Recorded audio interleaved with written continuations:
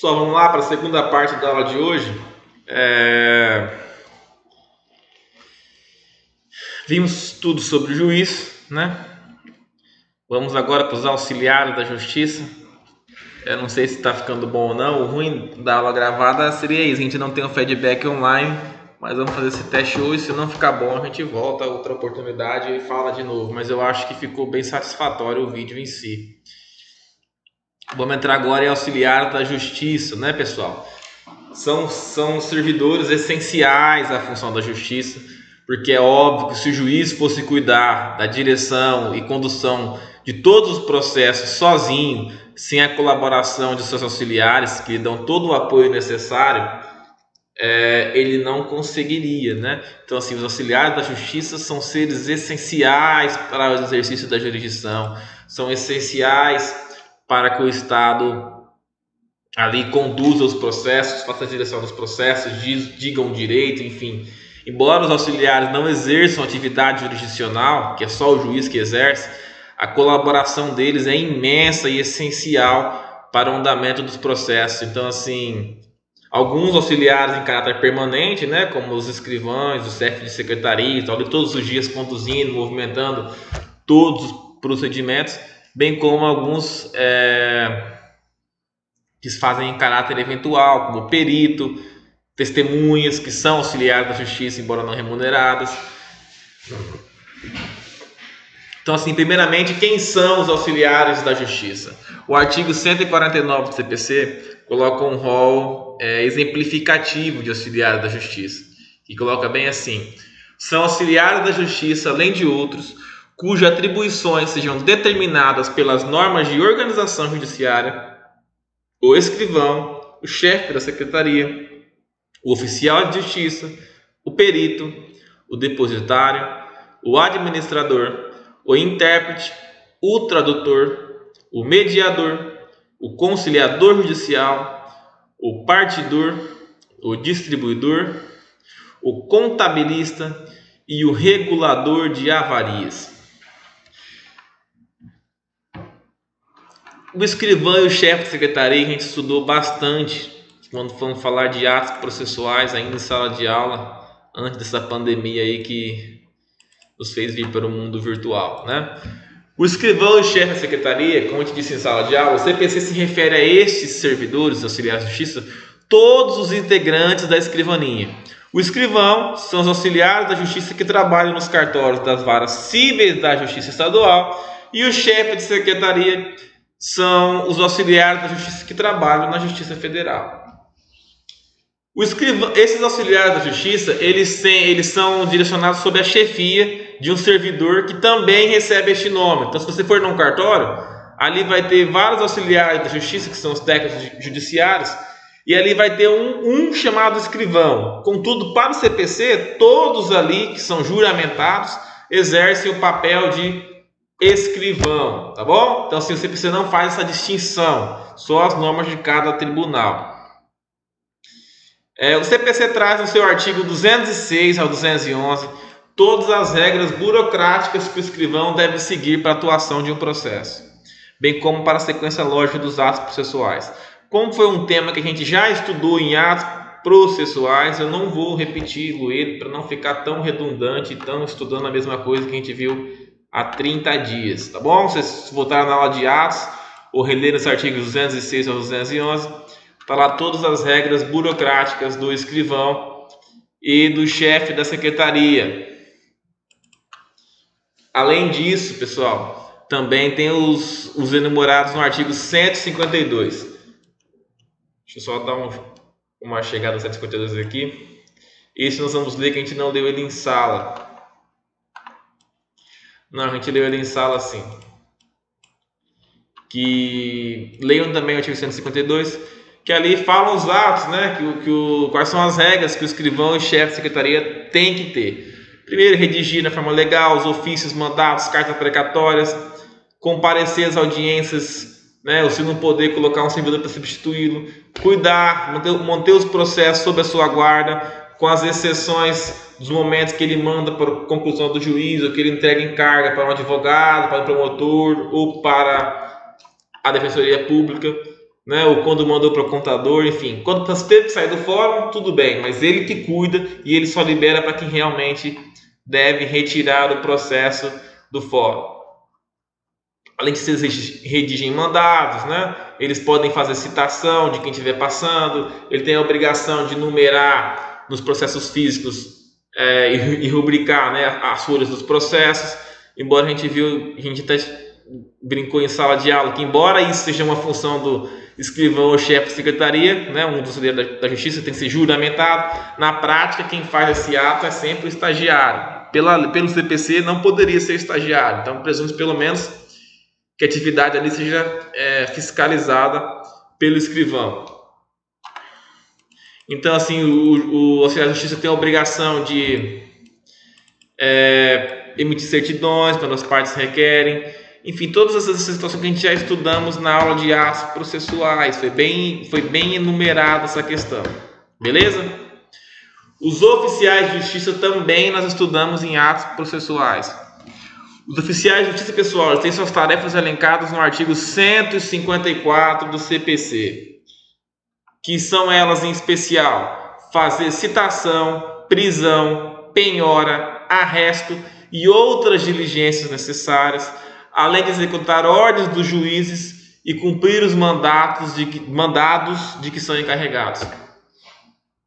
A essa função do juiz foi acrescentado ainda, nos processos de execução civil, fazer avaliação dos bens penhorados, a não ser quando ele não tem a condição de fazer. Por exemplo, o juiz vai na casa de uma pessoa, o oficial de justiça vai até a residência de um devedor, fazer a penhora dos bens que guarnecem a residência, né? Então o oficial de justiça, ao ir lá penhorar, excelência, eu penhorei uma televisão, ele mesmo faz a avaliação, ela vale R$500. Excelência, eu pegaria uma bicicleta, ela vale R$300.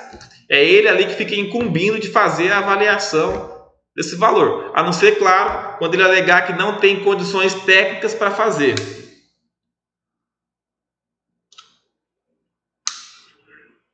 Beleza isso aí? O artigo 154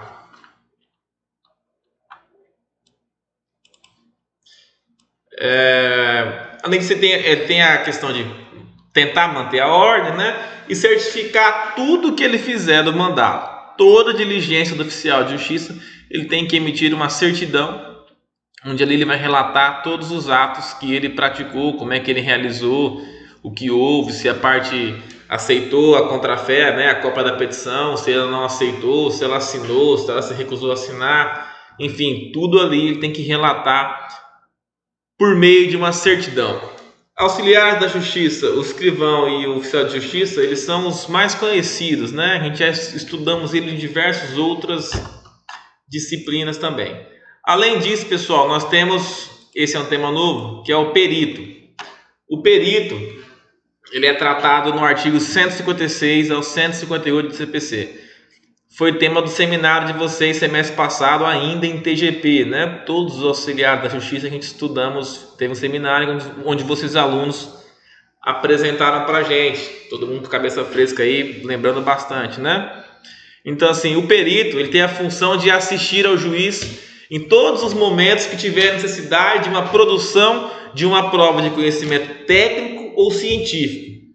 Então, por exemplo, uma ação previdenciária onde a parte alega um problema de coluna que impossibilita de locomover e aí ele não pode trabalhar. O juiz não tem condições técnicas de avaliar exames médicos. Ele não conhece medicina, né? Embora ele saiba ali coisas supérfluas do cotidiano, ele não tem o conhecimento técnico da medicina.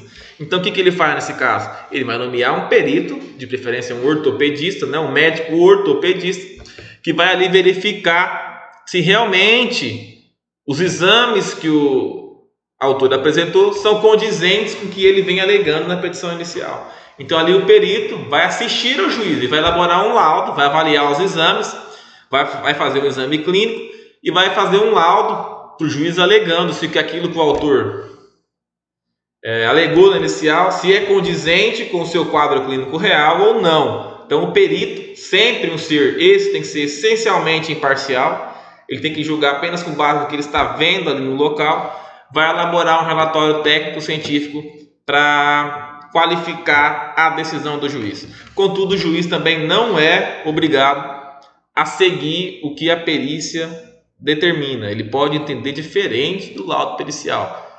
Tá? Embora ele se faz a sua base no laudo pericial, não é 100% correto que em todas as decisões ele vai seguir o laudo pericial. Os peritos pessoais são profissionais, né, legalmente habilitados pelos seus órgãos técnicos. Além de cada perito tem que ser inscrito num cadastro mantido pelo tribunal onde o juiz está vinculado. Por exemplo, se tem uma perícia da Justiça Estadual, o juiz vai verificar quem são os profissionais técnicos que estão habilitados nos seus órgãos respectivos, além de estar cadastrados no site do Tribunal de Justiça do Estado de Rondônia.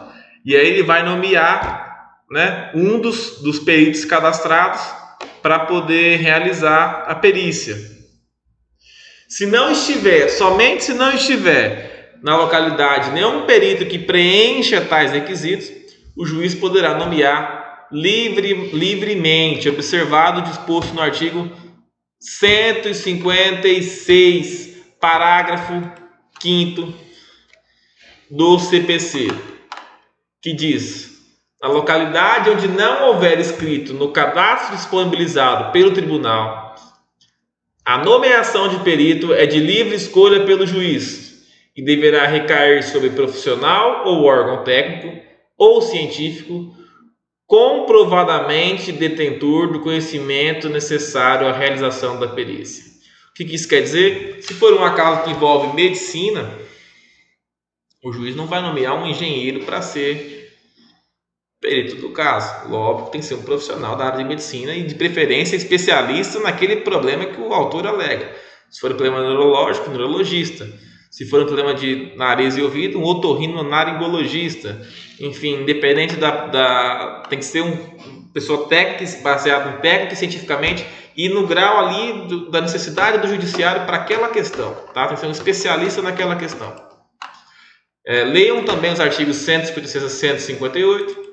Mas aí essas são as funções do perito.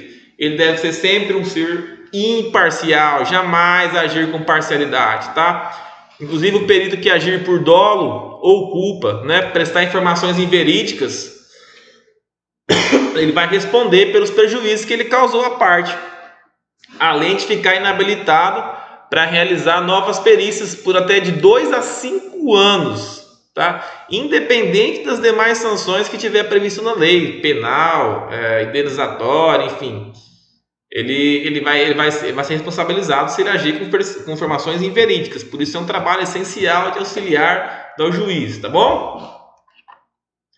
Esse é o perito, né? O perito, então, é o profissional técnico, de conhecimento técnico e científico de determinado assunto que o juiz precisa que elabore para ele um laudo, um relatório, onde ele vai resumir ali e retirar e explicar para o juiz as dúvidas técnicas e científicas quanto ao caso a ele levado. Por exemplo, o que disse a perícia médica, que é a que a gente mais conhece, mas também podemos ter perícia de engenharia, questão de construção, entre outros peritos também. Dentista pode ser perito, enfim, não tem qualquer profissão que ali o caso exija o conhecimento técnico e científico, o juiz pode nomear um perito para elaborar uma perícia que vai auxiliá-lo na sentença do processo. O depositário e o administrador. Esses, pessoal, são previstos no artigo 159 ao 161 do CPC. Esses são os responsáveis por guardar e conservar os bens arrestados, penhorados, sequestrados ou arrecadados, sendo responsáveis pelos danos que por dolo ou culpa provocarem, tá bom? Então, assim, eles têm a obrigação de conservar os bens penhorados, né? Se o juiz nomeá-lo, eles como depositário ou como administrador. Ele também vai receber uma remuneração, o depositário e o administrador receberão uma remuneração que será fixada pelo juiz, levando em conta a situação dos bens e a dificuldade desse depósito ou dessa administração, tá bom? O juiz, inclusive, pode nomear um ou mais prepostos por indicação do depositário ou administrador. O artigo 161 diz que eles respondem, né, pelos prejuízos que causarem por dolo ou culpa à parte, perdendo a remuneração que lhe foi arbitrada, mas tem o direito de haver o que legitimamente despendeu no exercício do seu encargo. O intérprete e o tradutor são previstos no artigo 162 ao 164 do CPC. Eles são aqueles, né, intérprete e tradutor, são aqueles que auxiliam o juiz quando há necessidade de analisar documentos estrangeiros ou revertê-los para o vernáculo. Vernáculo, quem não sabe, é o idioma oficial do país. E também, né, o tradutor, o intérprete, quando é preciso traduzir a linguagem dos surdo-mudos, que agora é a linguagem de sinais, né? Então, assim, são nessas hipóteses que eles atuam no processo. Então, em regra, é para traduzir documentos redigidos em língua estrangeira para o português, né?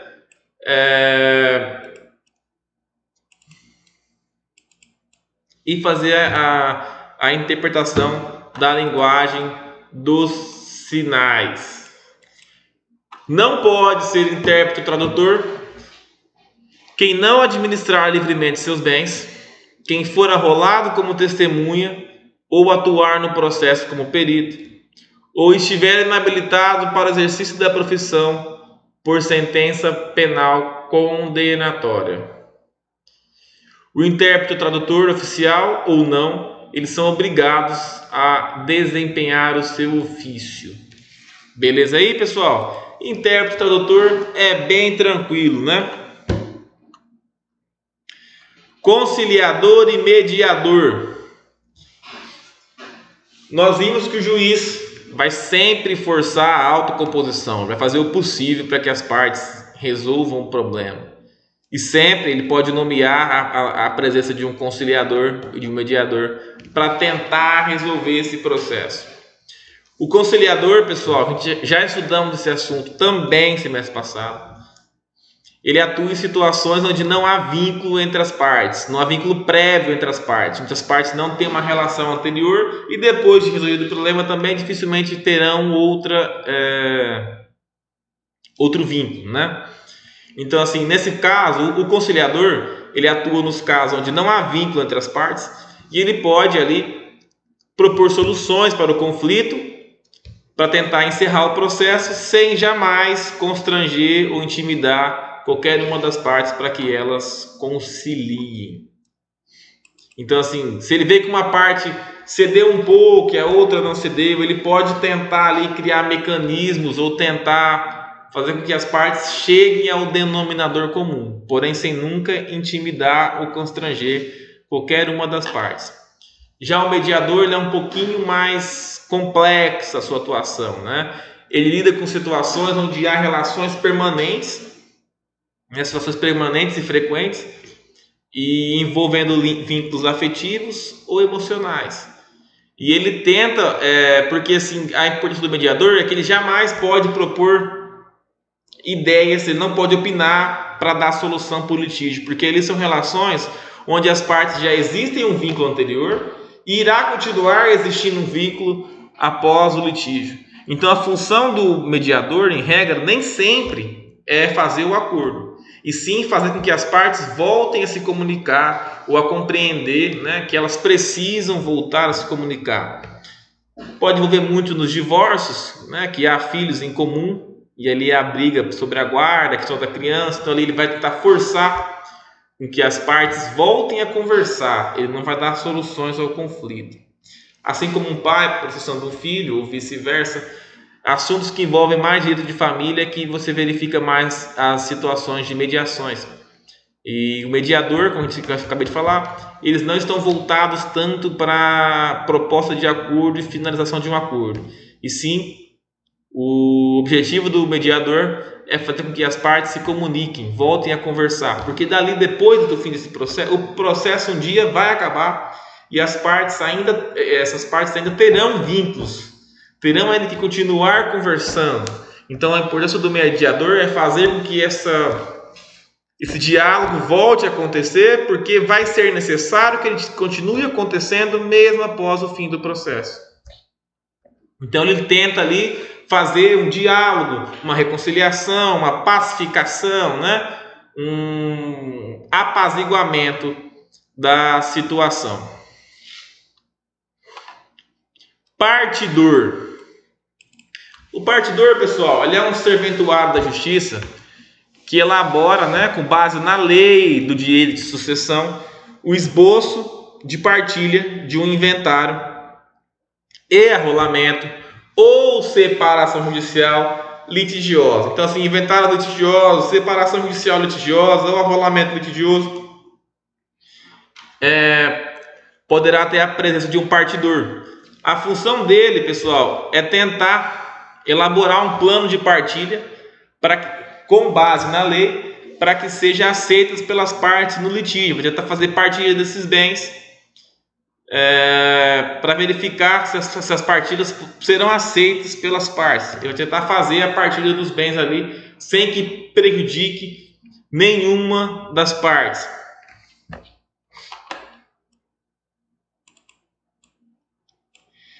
A atuação do partidor é obrigatória nos inventários em que houver menores ou incapazes, tá bom? O partidor, você não vai achar nenhuma explicação sobre ele no CPC, mas é tratado da sua funcionalidade na portaria 291, número 95 do CNJ, que ainda dispõe no artigo 164 um fato muito interessante. Nem todos os estados, nem todas as varas possuem partidor, tá? Nem todos os tribunais têm partidor. Então, o artigo 164 diz que aonde não houver um partidor, quem terá essa função de partidor será o escrivão ou o chefe de secretaria, tá? E relembrando que ele só atua nos casos litigiosos, onde as partes por si só não chegaram a um acordo. Se for consensual, não precisa ter a presença do partidor, com exceção, claro, nos inventários que houver menores ou incapazes. Distribuidor. Pessoal, distribuidor são aqueles encarregados de distribuir os processos. Ou seja, vamos dizer, por exemplo, eu até expliquei isso em sala também, né? Vamos dizer que num grande centro, vamos explicar por São Paulo, vamos supor que lá tem 70 varas cíveis e você vai distribuir uma ação que é de competência da vara civil da cidade de São Paulo. Você vai levar esse processo e vai protocolá-lo no distribuidor, seu processo físico. E aí esse distribuidor é que vai fazer o sorteio do processo e vai colocá-lo em uma das 20 varas que seriam competentes para julgar o caso. Então, assim, ele é responsável por distribuir as ações na comarcas, né, ou subseções que existam mais de uma vara competente para julgar este litígio.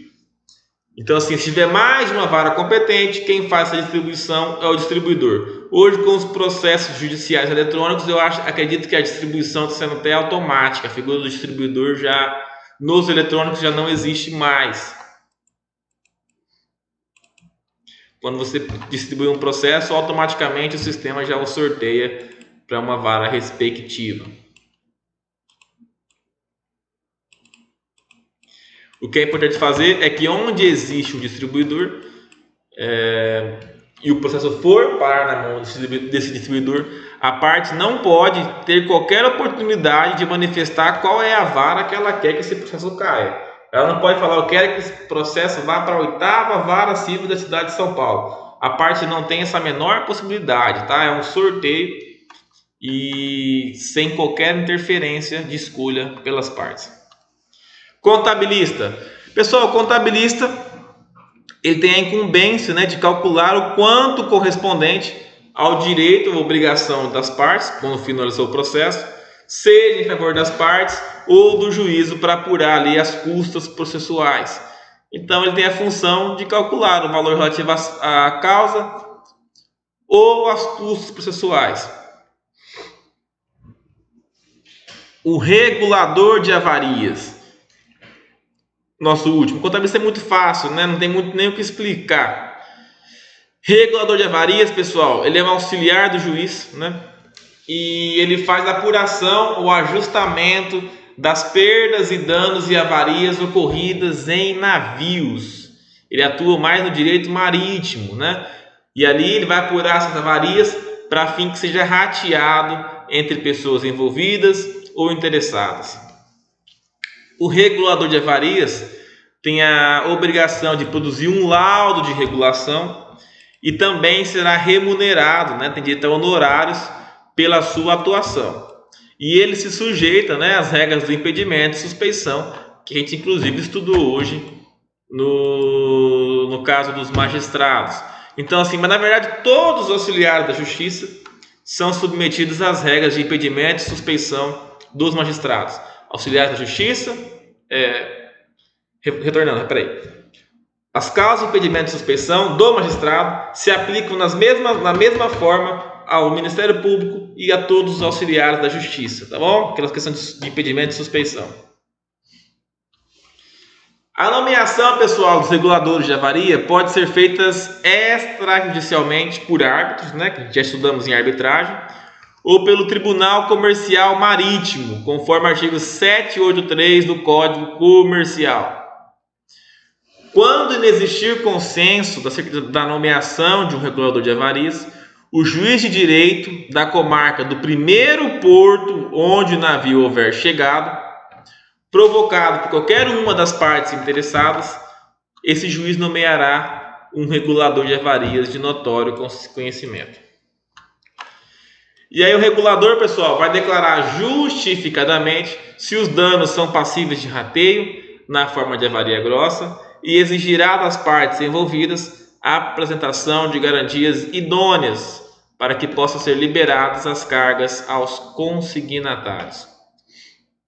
Essa questão do regulador de avarias seriam mais, então, para colegas que pretendem advogar, né, ou magistrados, ou auxiliares de justiça, enfim, em cidades próximas a estações portuárias, né, que tenham portos para poder discutir esse assunto. Nós aqui no estado de Rondônia, quem pretende permanecer em Rondônia, dificilmente, impossivelmente vai lidar com a causa como uma causa de direito marítimo. Além dos auxiliares previstos no CPC, nós temos alguns auxiliares eventuais, não é? Que não estão citados no artigo 139, que são os leidoeiros e as testemunhas.